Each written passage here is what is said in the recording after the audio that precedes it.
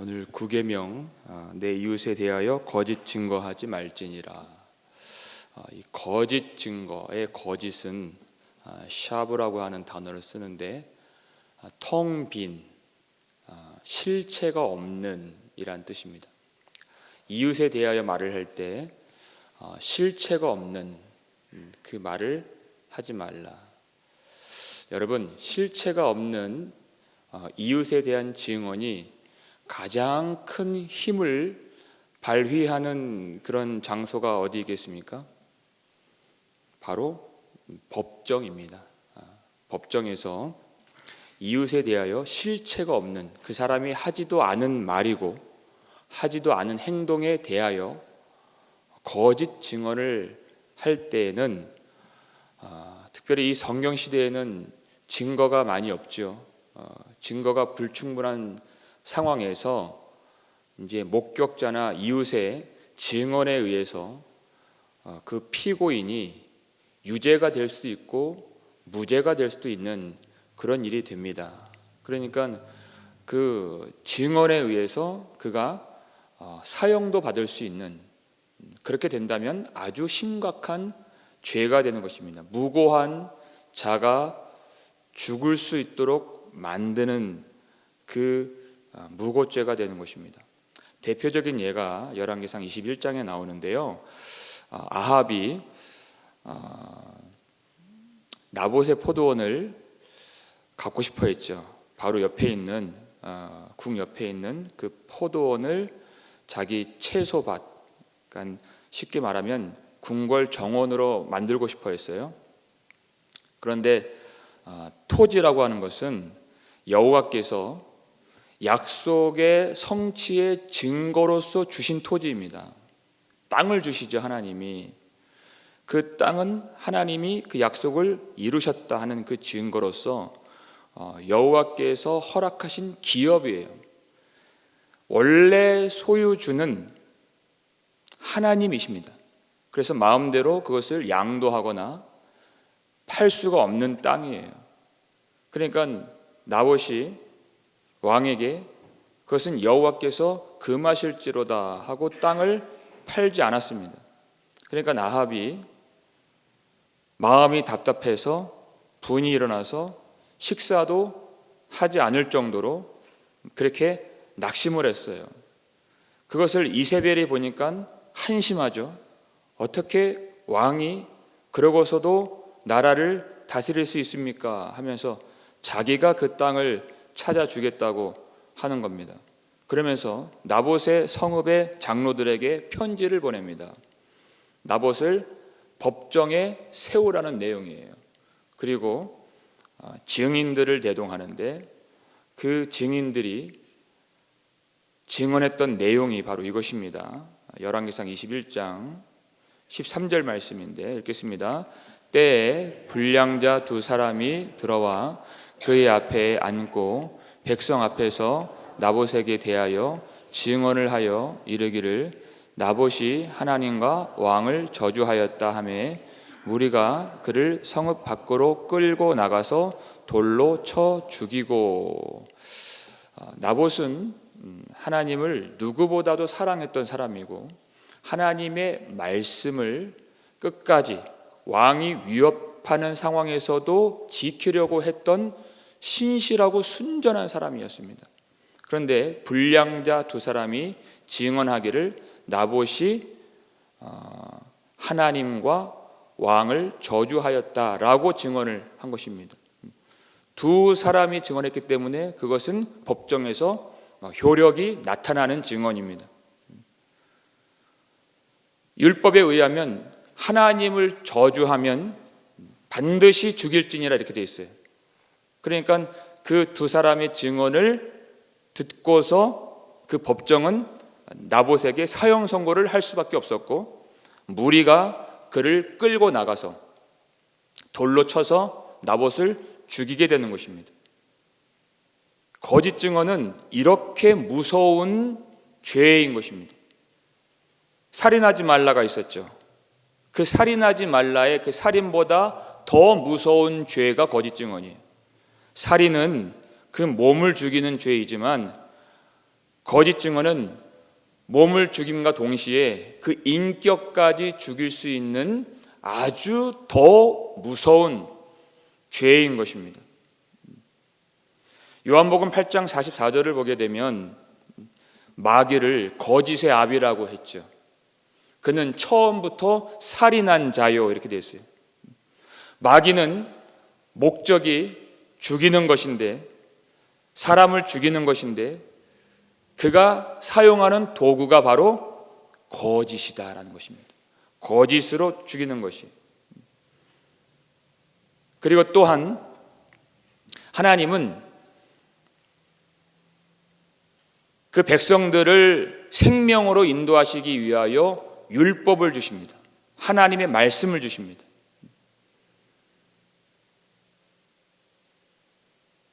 그런데 마귀는 그 율법으로 사람을 죽이는, 율법을 도구로 사용하여 사람을 죽이는 그런 존재예요. 이 무리들이 나봇을 죽일 때 율법을 걸고 죽인 것입니다. 그러니까 자기들은 하나님 앞에서 율법을 순전히 이행하고 순종한다는 마음으로 나봇을 죽인 것이 얼마나 무서워요. 자기가 어떠한 죄를 저질렀는지도 깨닫지 못하고 있다라는 뜻입니다. 마귀가 이렇게 만든다는 것이에요. 그 유대인들이 나중에는 예수님을 체포하고 산헤드린 공회가 예수님을 법정에 세우죠. 그때에도 똑같은 일이 일어나게 됩니다. 이 거짓 증인들을 세워요. 마태복음 26장 59절 말씀인데요. 읽겠습니다. 대제사장들과 온 공회가 예수를 죽이려고 그를 칠 거짓 증거를 찾음에, 이렇게 되어 있어요. 예수를 죽이려고. 거짓 증거는 보통 심각한 죄가 아닙니다. 예수를 죽이려고 그를 칠 거짓 증거를 찾는다. 자, 대제사장이 여기 나오고 온 공회가 나옵니다. 대제사장은 누구보다도 하나님을 사랑하여서 하나님의 말씀으로 이 백성을 공의롭게 다스리고 하나님의 뜻을 전하고 하나님 앞에서 그 백성들을 중보하는 그런 일을 하는 사람들이 대제사장들입니다. 그런데 도리어 대제사장들과 온 공회가 하나님이 보내신 우리의 구원을 위하여 이 땅에 보냄을 받으신 예수 그리스도를 죽이려고 거짓 증거를 찾는다라는 것이,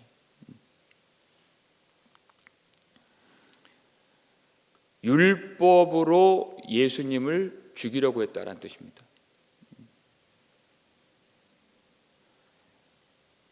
율법으로 율법의 수요자가 되시고 율법의 성취자가 되시는 바로 그분을 죽이려고 했다. 그런데 이 거짓 증거를 찾는 것이 쉽지가 않았습니다. 예수님은 죄가 없으신 분이기 때문에. 근데 결정적인 증언이 탁 튀어나왔어요.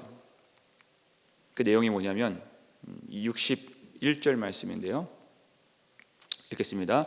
이르되 이 사람의 말이 내가 하나님의 성전을 헐고 사흘 동안에 지을 수 있다 하더라 하니, 두 사람이 나와서 예수님이 이렇게 말했다라고 증언을 하는 것입니다.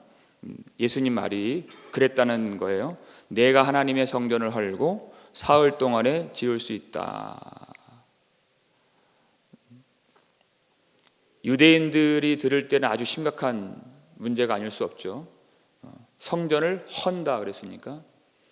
그런데 이 말은 그 워딩 자체에 거짓이 있습니다. 요한복음 2장을 보면 예수님이 너희가 성전을 헐라 이렇게 돼 있어요. 내가 아닙니다. 그 성전을 허는 주체는 바로 유대인들이에요. 하나님을 사랑한다고는 고백하지만 실상 하나님을 사랑하지 않는 너희가 성전을 헐라. 내가 사흘 동안 일으키리라. 이렇게 말씀하셨어요. 그보다 더 심각한 문제는 내용면에 있어서의 거짓이죠. 그리고 예수님은 곧장 뭐라고 말씀하셨냐면 그것은 예루살렘 성전을 일컫는 것이 아니라 예수님의 육체를 가리켜서 말씀하신 것이니라 이렇게 되어 있어요. 무슨 뜻입니까? 우리의 성전으로 오신 예수님이 하나님을 사랑한다고는 말을 하지만 실상 하나님 사랑하지 않는 유대인들에게 그들에 의하여 죽임을 당하시고 십자가에서 죽으시고 사흘 만에 죽은 자 가운데서 다시 하나님이 그를 살려주시는, 그리하여 우리의 주와 그리스도가 되게 하시고 구원의 근원이 되게 하시는 복음을 말씀하신 것이죠. 복음이에요. 이 건물 성전을 일컫는 그런 의미가 아니었어요. 그러니까 하나님이 우리에게 주신 복음이 무엇인지 모르고 예수님이 누구신지 모르고 그 말씀의 껍데기를 전하는 것, 여러분 이것이 거짓이고 이것이 사람을 죽이는 것입니다. 그리고 예수님을 못 박는 일입니다. 얼마나 무서운 일인지 몰라요. 복음의 진의를 모르고 말씀의 껍데기만을 전하는 것, 그게 거짓이에요. 그 거짓으로 말미암아 영혼을 죽이는 일이 가장 많이 일어나는 그 곳이 바로 교회입니다. 예레미야 5장 31절 보니까 선지자들은 거짓을 예언하며 내 백성은 그것을 좋게 여기니 마지막에는 너희가 어찌하려느냐 이렇게 말씀하셨어요. 교회 안에 거짓이 끊어지지 않는 이유가 어디 있느냐? 내 백성이, 그 백성이 거짓을 너무 사랑한다는 뜻입니다. 그 거짓 말을 듣기를 좋아하니까 선지자들이 계속 거짓을 얘기한다는 거예요. 거짓을 얘기해야 떡이 떨어지고 돈이 나오고 칭찬을 받고 환호성을 듣기 때문에. 무엇이 거짓입니까? 하나님을 가리는 것이 거짓이에요. 진리의 말씀은 반드시 우리를 하나님께로 인도해 주시는 하나님의 말씀입니다. 어떻게 해요? 회개를 통해서 하나님께로 우리를 인도해 주시는 말씀이에요. 회개가 필요치 않은 사람은 단 한 사람도 없습니다. 근데 거짓된 말씀은, 거짓된 가르침은 회개가 필요 없는, 회개 없는 하나님의 복을 말해줘요. 그렇기 때문에 사람들이 더 좋게 여기는 것입니다. 그 말은 사람들이 듣기에 너무나도 달콤한 말이에요. 너무나도 듣고 싶은 말이에요. 그러나 하나님께로 인도해 주지 못하는 말씀이기 때문에 그 거짓은 우리를 죽이는 말인 것입니다. 하나님이 우리에게 주신 진리의 말씀은 우리를 반드시 회개로 이끌어 주시고 자기를 부인하게 만드시는 말씀이고 오직 예수 그리스도의 영광을 나타내는 말씀인 것입니다. 나의 의가 아니에요. 예수 그리스도의 영광, 그 앞에 나를 엎드리게 만드시고 마음을 찢게 만드시는 말씀인 것입니다. 우리 교회 안에 하나님이 주시는 진리의 말씀이 불꽃처럼 타올라갈 수 있는 거룩한 교회가 될 수 있기를, 하나님이 찾으시는 그런 예배가 될 수 있기를 주님의 이름으로 축원합니다. 그리고 이웃에 대하여 우리가 절대로 실체가 없는 말을 해서는 안 된다라는 것입니다. 실체가 없는 말. 우리 마지막으로 잠언 18장 8절 말씀인데요. 읽겠습니다. 남의 말하기를 좋아하는 자의 말은 별식과 같아서 뱃속 깊은 데로 내려가느니라. 자, 남의 말하기를 좋아하는 자의 말, 그게 별식과 같아, 아주 특별한 요리와 같아서 그것을 그냥 꿀꺽 삼키는 거예요. 얼마나 그것이 맛있는 것인지, 맛있는 거예요. 남의 말하기 좋아하는 사람의 말이에요.